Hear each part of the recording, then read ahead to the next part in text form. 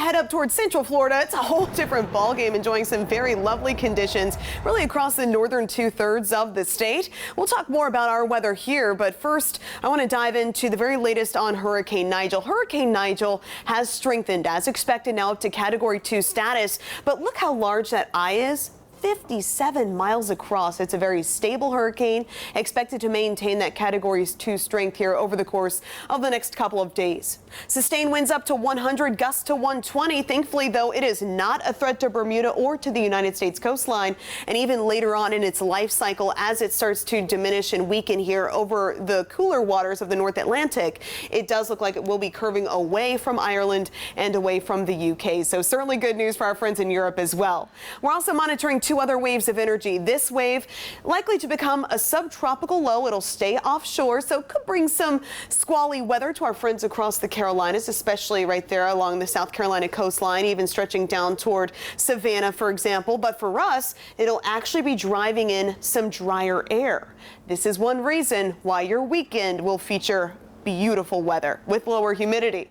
And then we have another wave of energy rolling off the coast of Africa. You can see that vigorous convection right now.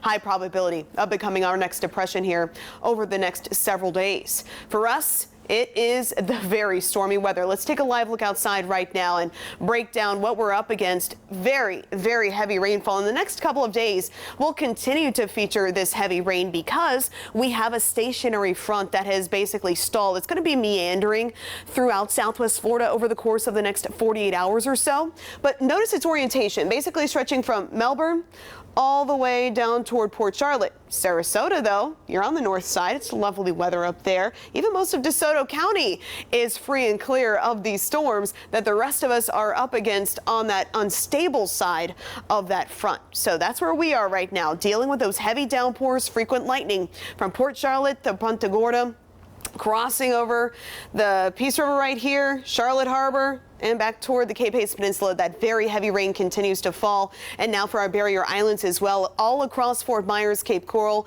at least Lehigh Acres, we are seeing a little bit of a break right now. And then a bit farther off toward the south for Bonita Springs, down toward North Naples. Very heavy rain now heading into downtown Naples. So heads up there, regardless of where you are for those afternoon and evening commutes, chances are you are being affected by these storms even farther inland. So those weather headlines, just make sure you have that rain gear close by the next several days, especially each afternoon and evening. But then we look ahead to the weekend. It's the official start of fall, and we're going to be trending a bit drier. So by Friday, heading into the weekend, you'll notice those rain chances dropping to 20%. So for the rest of this evening, let's time it out. Notice by midnight, all of it's done. So we will gradually see those storms quiet down this evening, and heading into tomorrow morning, just isolated rain in the mix. Heading into tomorrow afternoon, though, that's when those rain chances will again become a bit more numerous and more widespread. Not unlike today, we could have some big soaking rain that could cause some big concerns on the commute.